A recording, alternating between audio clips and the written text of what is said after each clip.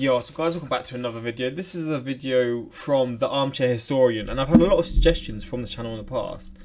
And for some reason, I don't think I've ever done a reaction. I may have done one quite a few months back, but from my knowledge, from the top of my head, I don't think I've actually done a reaction from this channel, which actually I'm going to subscribe because I've had a lot of suggestions to react to this channel more, or to get into this channel, because some of the videos they post are apparently very, very good at explaining, like, well, history. How certain countries became superpowers, like the downfall of countries, wars, all this type of stuff, like invasions, just anything. Like I'm seeing in the suggested, I'm seeing like the 2001 invasion of Afghanistan. That's one that could be very interesting. How did Germany get so strong after losing World War One? Again, another one. Just things like that. I'd be interested in seeing more of the channel if people want that. But this video is how did America become a superpower after World War Two, animated history, or how did the US get so powerful? Same kind of concept. But let's get into this. Let's see what this video is about. And again, if the channel is something that you guys enjoy, suggest some more videos from them, and I'll be sure to do so in future. But yeah, let's get into this one. Hopefully you guys go on to enjoy. Quick shout out to my Instagram, my Twitter. Links are all there for those interested. Same for my Patreon. The support on all of those sort of socials and the Patreon has been incredible. So yeah, if you're interested in that, the links are all there. But let's check this one out and let's see what he has to say about the US and how they became such a powerful country. It's morning. I don't think I have seen this channel before then, because this editing looks quite this editing style looks quite kind of like new to me in America, already. All over the newly built suburbs, men who just months earlier were fighting in Europe or Asia are climbing into their cars and heading to work. In the cities, returning veterans crowd lecture halls at universities and colleges, receiving advanced educations they never thought possible, and all on Uncle Sam's dime. But this editing's crazy. Manufacturing booms under a tsunami of private investment. The lean times of the Great Depression fading from memory as stores are flooded with a bevy of American-made appliances, gadgets, and goods. And abroad, American servicemen keep watch over lands from Cuba to Korea. A new world has come into being, an American one. This is crazy. Bro, this guy's editing is next level. What the hell? Hi, I'm Griffin Johnson, the Armchair Historian. In today's video, we will examine how the United States went from an isolationist democracy uninterested in world affairs to one of the two superpowers spreading their influence around the world. First, we'll look at the effects that entering the Second World War had on the American economy. Next, we'll look at how America placed herself in a preeminent position in the post-war world. And lastly, we'll take a look at the political maneuvering, economic luck, and the cloak and dagger exercises it took to get there. So now, let's look at where America was before entering the Second World War. With the growth of historical content on YouTube, it's vital that creators equip themselves with the best tools possible. Understandably, many first-timers find video editing a daunting process. Fortunately, our sponsor for today, Wondershare Filmora 10, makes complex editing a breeze, thanks to its many presets, templates. Yo, I mean, I've actually used this app, what's it called? That Filmora editing thing before. I'm just terrible at editing, but mate, shout out to him getting this money. I'm happy for him. It's actually refreshing to see a different type of ad. Never seen an ad from Filmora before, but yeah, if you're interested, you know how it is. Links in the description to get a free Filmora account. Getting his money, man, my guy. The stock market crash of 1929 and the resulting Great Depression were especially hard on the United States.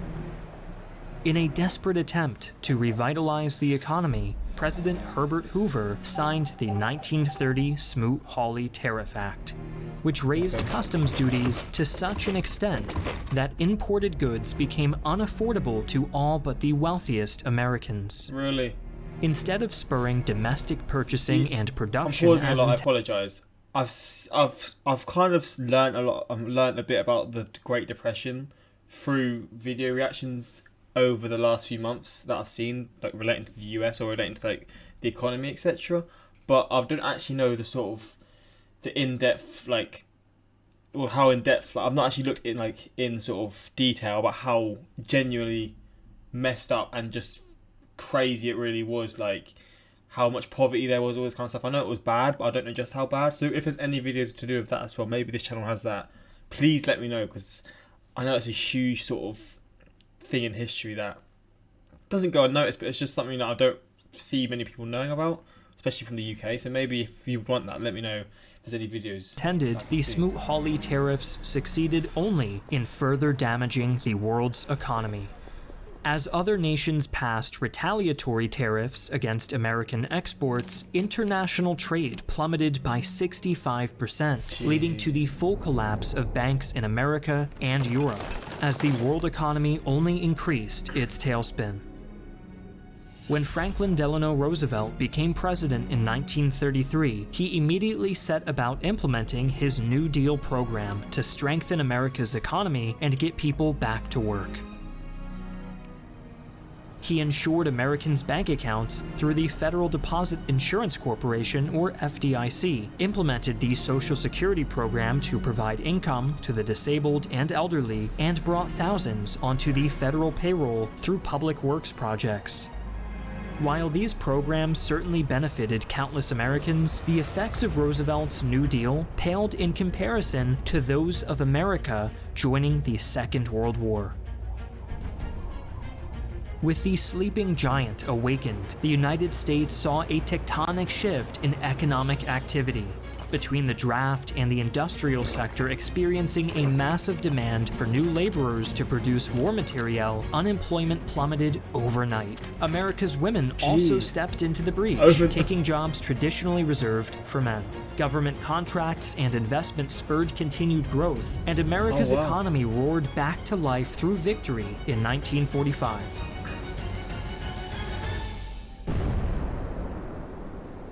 Arguably, the dropping of the atomic bombs on Hiroshima and Nagasaki marked a new chapter in American history. The isolationist America of old perished in the nuclear holocaust that ended the Second World War. The United States was the only allied country to emerge from the war with her economy not only intact, but thriving. As government contracts ended and subsidies were withdrawn, private investment took their place. Consumers were able to purchase goods and appliances that had long been outside of their economic reach, and they used their new economic power to spur more and more spending and growth. This transition from a war economy to a consumerist one was the bedrock of America's post-war preeminence. But none of it would be possible without the influx of working-age men coming home from the war, ready to start their new lives in this revitalized country. Bro, I couldn't imagine. I genuinely couldn't imagine. Just coming back from war, you have to get sort of used to a different sort of form of life, or working in different sort of sectors or whatever. It must be crazy. Bro, being a soldier is something I can't imagine, man. Genuine respect. I know it's not even really... I'm not supposed to be talking on that sort of note, but... when you think about it, man, I mean, it's incredible now we have like the Veterans Day in the US, and in the UK we have our own kind of days like Remembrance Day and all this kind of stuff, but it's something that, I mean, the older I get, the more I realise. I don't know how I even got to this, but it's just, I guess the way he's saying it just makes you sort of think, doesn't it? Returning GIs stepped off their boats, planes, and trains to find an America totally different from the one they had left. Many would remember the mistreatment their fathers and grandfathers had endured after the First World War, when they were given a pittance of a bonus and a train fare home. But things would be different this time.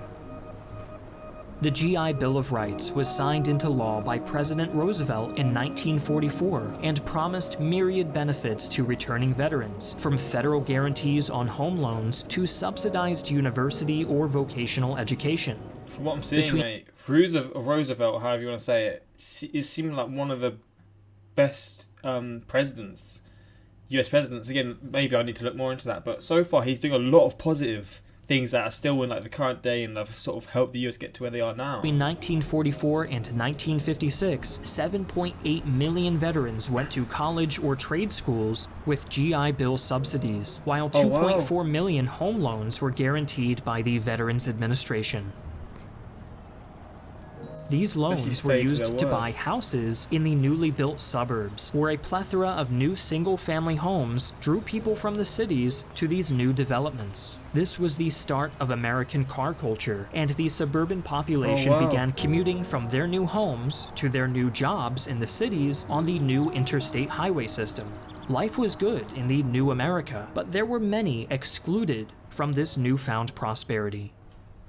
Black veterans faced a brand new war on the home front. Their first battle was obtaining GI benefits. One of the key compromises that ensured the original law's passing was the condition that aid be administered by state governments rather than a federal agency. Well, that's This so meant that depressing. segregationist Jim Crow laws overshadowed the promises of the GI Bill, and aid was often contingent on skin color. Separate but unequal schools set what few black veterans were able to use their benefits up for failure, while the majority were simply intimidated into never collecting what they were due. Black That's unemployment was also endemic throughout the 1950s and It helps 1960s, with what serve work that people was it hits. available paying only the smallest of wages and offering no chance for upward mobility. America's women found themselves in a battle of their own. Hired in Really? droves to fill the factories and provide support for the armed services, in the minds of many, the end of the war meant the end of Rosie the Riveter. They were laid off en masse from their wartime jobs to make What way for the- returning servicemen, and those who were kept on the payroll were placed in part-time clerical jobs with no union protections. Women in uniform were denied GI Bill benefits outright, and magazines began running ads and opinion pieces designed to pressure America's women to leave the workforce and settle down as Oh, homemakers.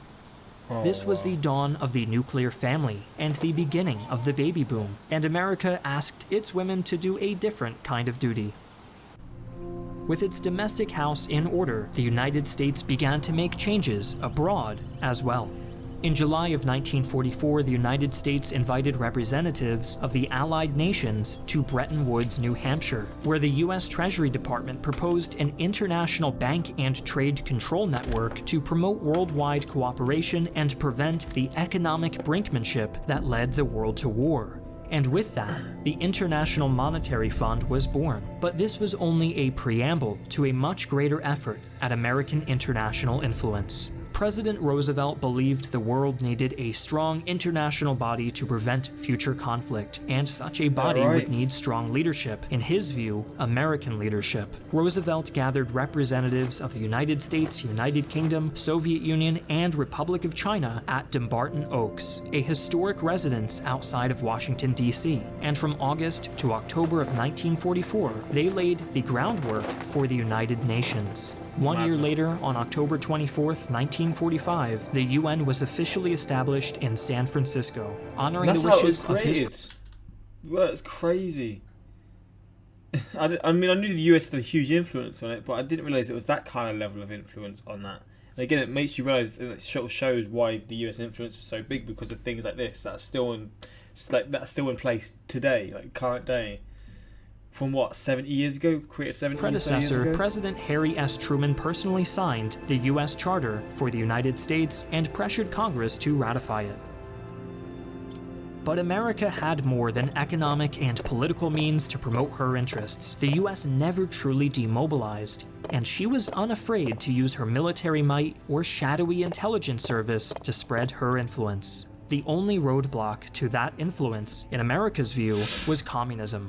The Soviets had already reorganized much of Eastern Europe after the war, and were busy converting these new socialist republics into buffers between them and the rest of the world.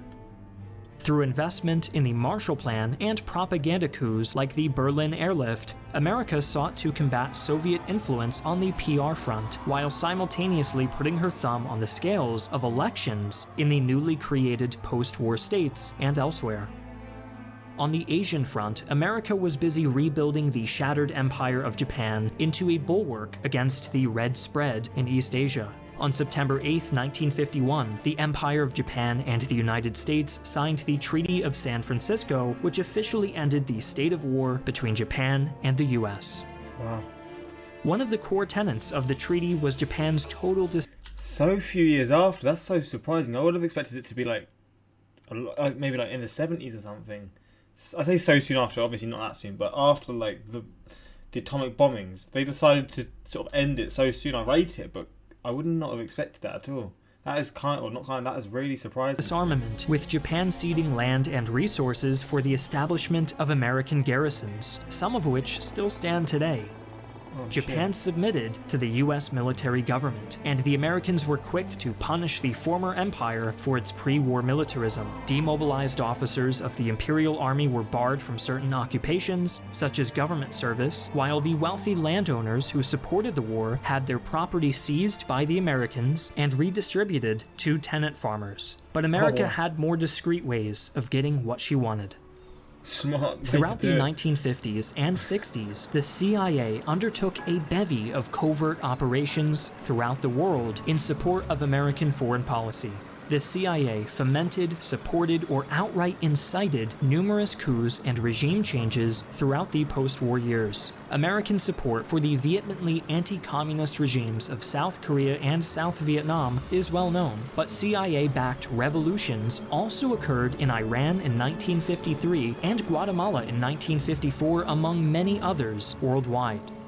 The 1953 Iranian coup saw the CIA install Shah Mohammad Reza Pahlavi. The CIA accomplished this by bribing, among others, Iranian clergy who spoke out against the previous government. These same clergy who would go on to speak out against the Shah Pahlavi and incite the Iranian Revolution of the 1970s. The 1954 Guatemala coup saw both the CIA and the U.S. ambassador to Guatemala, John Purifoy, support and direct a military overthrow of Guatemala's democratically elected government in favor of a hardline anti-communist dictatorship under President Castillo Armas. Right, I tell you what, when you think of power, that is power. When your country is literally not controlling, but has such an influence on how other countries are run, that's when you know true power, man. And I think it is for the right reasons. Obviously, this people will have their arguments, but in terms of this sort of case, I see what they're doing, or I see what they did 50, 60, 70 years ago, and I'm like, actually, fair enough. Thank God that happened, because who knows what it could have led to if the countries that are led in different ways continued in that sort of. While the CIA would come to judge the Armas regime as inept, despite holding near absolute power, the heads of the agency quietly congratulated each other on a job well done. This was reflective of the CIA's modus operandi: the suppression of democracy to ensure the suppression of communism. Between the areas occupied by her military and her existing possessions, America emerged from the Second World War a territorial giant. The US established an empire spanning from Alaska to Hawaii, from Berlin to Tokyo. With her economic growth, sudden territorial breadth, and willingness to use any means to ensure her position, America had cemented itself as the new superpower on the proverbial block. The eagle had landed. The eagle had landed. America was forever changed by the Second World War. Spared the chaos and destruction of fighting on her own soil, America was able to take her war economy into the post-war world, becoming a manufacturing juggernaut and calling the tune of international trade. The GI Bill created an educated middle class, but its unequal implementation left both black and female veterans to fend for themselves in the resurgent United States. And with clandestine efforts all around the globe, America was able to effect regime change wherever it deemed necessary, overturning elections and installing sympathetic governments to further her foreign policy goals. America had become an empire to dwarf any throughout history. Mate, I mean, this video is perfect to sort of represent the US history in general, like how it became so powerful, but it's just crazy how so soon after, the influence just grew, like after the war ended, World War II ended, the influence of the US just grew around the world so damn quick. Especially when you think about the Great Depression was only a few years before that as well. It's just crazy to me, but I mean, you gotta rate it, right? Britain, rise, my glorious creation, rise. See, America, you've always been like this, oversimplified. We did it, we saved Guatemala. At this point, his animation looks like movies. Honestly, the movies were crazy. The edits in the video was crazy. America's economy was so big that they can just fit their economy into their economy to fix their big sad tank me, man. Hey Dad, I'm a global superpower, Britain. I'm so proud of you, son. It's literally that, isn't it? This channel does not miss. Griffin, they go, yeah, this channel is incredible. I'm definitely down to see more of these. US starts becoming a global superpower due to conquest and supporting American alignment governments. Britain tears up. You're making me proud, lad. Everyone's saying the same thing. You love to see it, boys. Ladies and gentlemen, as we approach into the YouTube comment section, please keep your hands and legs inside the ride at all times. But I hope you guys enjoyed this one. Again, what are your thoughts on this? I really enjoy these topics, but it's just crazy how things happen. It really is. And I mean, if you have any opinions on this, what you would sort of say, maybe there's other videos out there that sort of explain more about this, please let me know. But yeah, without talking too much, hopefully you did enjoy this one. And until next time, like, subscribe. Peace.